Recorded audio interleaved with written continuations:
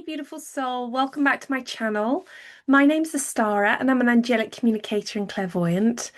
And I want to talk to you today about the divine feminine. To all my beautiful divine feminines out there, particularly those on a twin flame journey, but just those also who may be very empathic, very tuned into the feminine, and somehow found that being in the world, being in this false matrix, has been difficult. So there is a reason why it's been really hard for the divine feminines to be in the world. And when I've looked at this, maybe it's taken me a long time to really come to terms with the idea that there's something wrong. I just assumed that there was something about me that maybe triggered people. And this had went on all through my young life, my childhood, my 20s, my 30s. And then I became a priestess to the goddess, and I went through a whole load of training connecting with the goddess. And I found that I was much stronger in that power. I'd really found my center in there. And then I discovered that people are still being triggered. And when I got onto the twin flame journey, it was like, wow, I'm really finding my tribe here. I'm really finding other divine feminines who really understand and have had a similar experience. So let's have a look at what's going on. When I've asked the Angelic Council of Light, they've given me some key indicators, but really this has come from observation, from working with the goddess energy and watching and seeing what is going on with people. You might know that I've written a book on spiritual empaths and how to protect your energy. And so this kind of links to that as well, because when you're in a false matrix that many of us are living in, then you realize that people have a reaction to anyone who's holding a divine feminine code. This is not because you're doing it wrong. If you're finding that people are reacting to you, then this might be the video for you. You are moving in a world where you're carrying something very precious inside of you. You're carrying these divine codes that could be present in any human being, but are often dormant. And with some people, they are definitely stronger. And some people, their life mission has been to come in and work with this divine feminine and help the earth move through her own ascension and support the rising of the feminine, because we are also then birthing the sacred masculine. The divine feminine had to come first. We had to find our power and reclaim our power first to make space for the sacred masculine to come in. This matrix we've been living in was never designed to honor the feminine. And there are reasons why that is. When I've looked into that, it's because there has been energy invasion on this planet from other beings, other species who do not have a feminine frequency. They do not have the creative, potent frequency. In their galactic species, their feminine quality, their ability to reproduce, their ability to connect with creative power has diminished.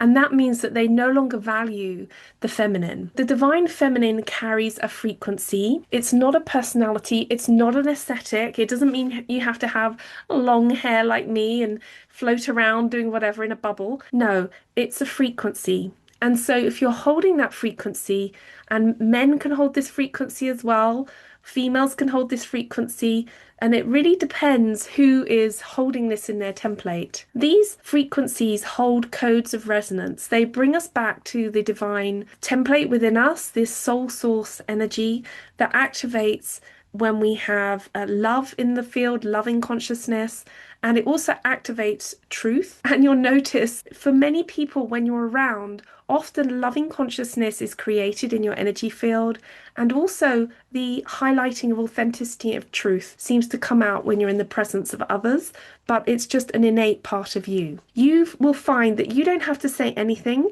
you don't have to try. Your presence alone transmits that information to people.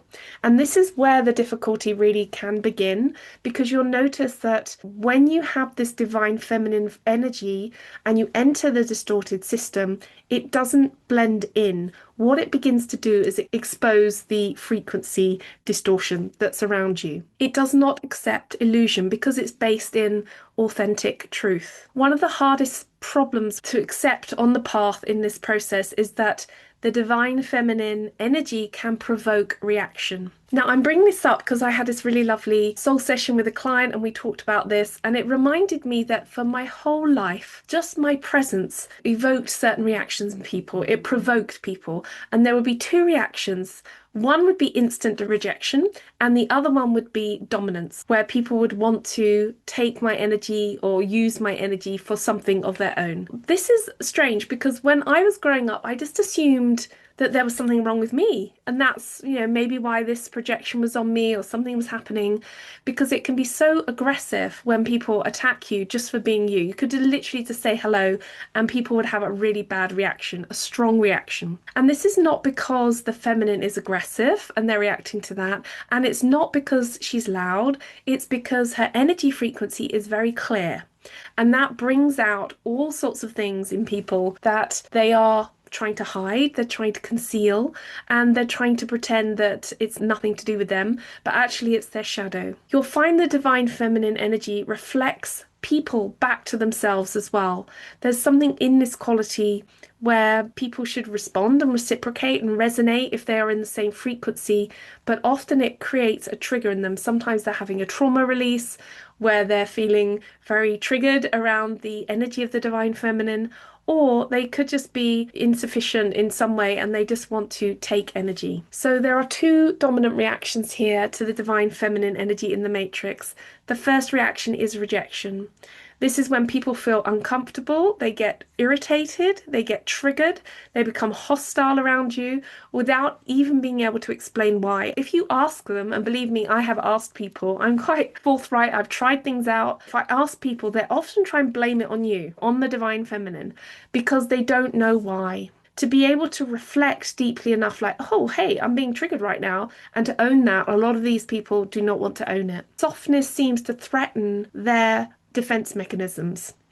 They're not used to it. They are unaware. Like if you came at them with an axe, they'd probably be more prepared than if you came at them with softness. So your intuition also threatens their control. It's really easy to be able to see through people, to see what they're up to see what's going on.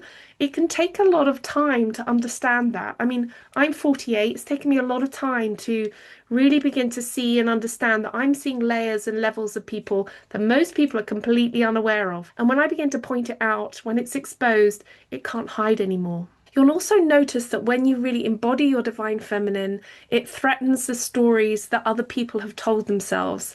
And often these are survival stories, stories that they've told themselves about women, stay away from women, stay away from that, stay away from this. They will hold on to them very, very tightly. So what happens is people are projecting. They often project. They might try and dismiss you. They might minimize you to try and reduce your power.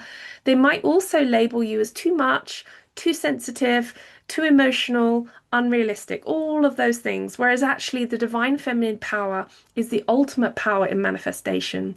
And you can sit in the cauldron of who you are and bring whatever you need to you. This is a beauty that we need in our world. Just like this lovely flower, this reminds us of the divine feminine principles of life, of joy, of creation, all the good things that we have in our world. This is what the divine feminine is holding on to for the good. If you notice that your energy around someone is causing a reaction, you might notice that they're trying to suppress very strongly more of what they want to hide. You'll notice in your interaction with them, with your feminine energy, they won't be able to suppress it. So often there is some really strange outbursts and reactions from people. Essentially, you are a living mirror for unhealed wounds.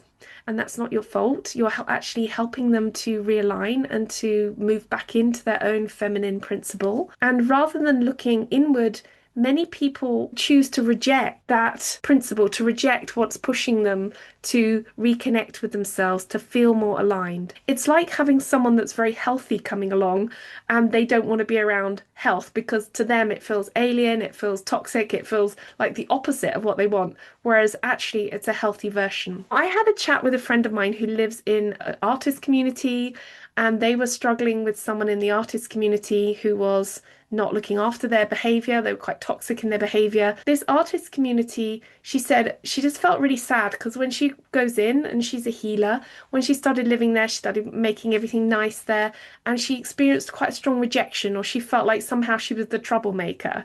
And when we looked at this energetically, it wasn't that she was creating trouble, it's that she was a healer and she was bringing healthy energy, and the energy in her environment was transforming. The whole place was transforming and it was pushing out toxicity. It was asking people to take responsibility, to look at their stuff, to do their own healing. It was actually helping the whole space to transform. But because she was the catalyst for that, she took that on very deeply as she was doing something wrong. The second reaction that you might spot, and I have definitely had a lot of this, is a predatory reaction. This is the one that often hurts the most, although I'd say they're both pretty bad, because instead of rejecting the divine feminine, there is a compulsion to possess the divine feminine, to dominate, to control, to extract her energy, her essence. Now, it took me a long time to work out that this is what people do because that makes no sense to me. I'm connected to source energy, I'm connected to the earth, I'm connected to myself, I'm connected to the cosmos. I do not need to drain other people of their energy. That's not how I work. But there are many people who are not connected, who do look for energy source from other people. When you come across these types of people who are predatory, they see the divine feminine energy as life-giving. They see it as nourishing, magnetic. Often people feel very relaxed, very healed, very comfortable with the divine feminine. It's like this beautiful, comfortable mother energy, and they feel very safe often. And you'll notice that if it comes from a distorted consciousness, there is this desire to take, to own, to control, to have that energy source. And this is the distortion that creates a lot of issues for the divine feminine because it means that their own magnetism, their own natural magnetism, is then used against them. And I've noticed this too, and I spent a lot of time hiding, dressing in certain ways, hiding myself because it didn't feel safe to be who I am.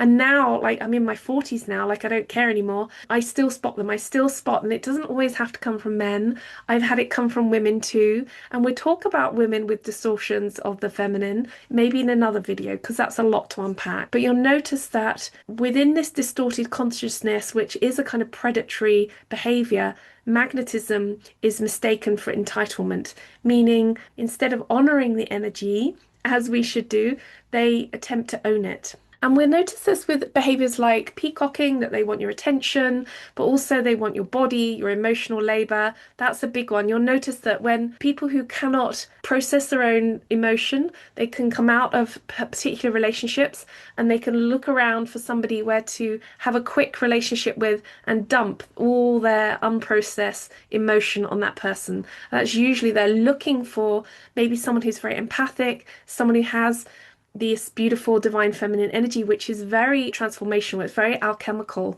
and they're looking for somebody to dump their emotion on so they feel better, but then they move on because they don't want to be anywhere near the processing. They can also want your creativity, they want your ideas, they want your, I mean, we've seen that throughout history, haven't we, where often the wife of a famous person is writing the stories or doing the work or doing the science, or and the husband gets all the praise and the woman gets discarded and forgotten about. This has been going on a long time, but they also want your light. Now, this is the one that I've noticed the most, is that people are often attracted to me because I look lighter, and then they want me to, and I mean lighter in terms of my auric field, not just my skin color, and my auric field being brighter, and then they want to own that, they want to siphon that energy. And when access is denied and boundaries are set, which I think a lot of us are good at setting those boundaries, then you'll notice that the people who are denied access can turn very cruel. They can become almost like that narcissistic process where they lash out and they become very reactionary, that they can't have what they want. I've seen this firsthand. Unfortunately, I have a very abusive ex. He refuses to pay for anything towards the children or maintenance. Some people use their power to punish and to destroy when they don't have access to something anymore. And this is a very sad way to spend your energy, to spend your time. What they want was never a connection with you. And it's actually very transactional. It's always about consumption. And this, it can be a very hard thing to identify in your relationships, in people that you want to connect with, But this is why we have to be really careful on the dating circuit with other people or who we let into our lives, because there is so much transactional behavior going on,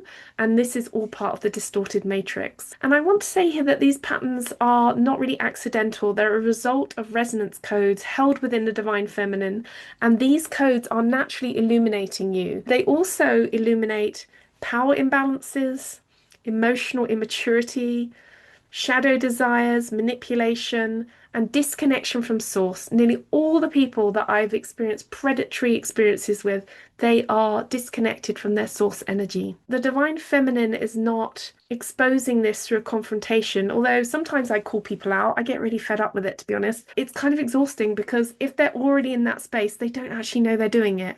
And the divine feminine is exposing through being. And this is deeply destabilizing to systems that are built on illusion. Now you're beginning to realize why we're on Earth right now, why we're doing this right now, because your very presence is dissolving illusion and destabilizing the distortions in the matrix. I want you to be aware of this so you can begin to protect yourself, because there is another layer that needs to be spoken about here, very honestly, and this is when not everything that we're seeing in the world that calls itself divine feminine is that. And this energy is not a liberating energy, it is an entangling energy. You'll find that when we're coming up against this in the matrix, it will be confusing. And if it's confusing to us, it's confusing for the masculine as well. The divine feminine is actually naturally dominant. That's what I see anyway. But she's not seeking to use that power for trapping people and taking people out of alignment. Anyone in the divine feminine energy is very empowering of others. That's what I've noticed, that it helps people align. Imagine it being a very strong, pure principle that's helping people to come back into their sense of self.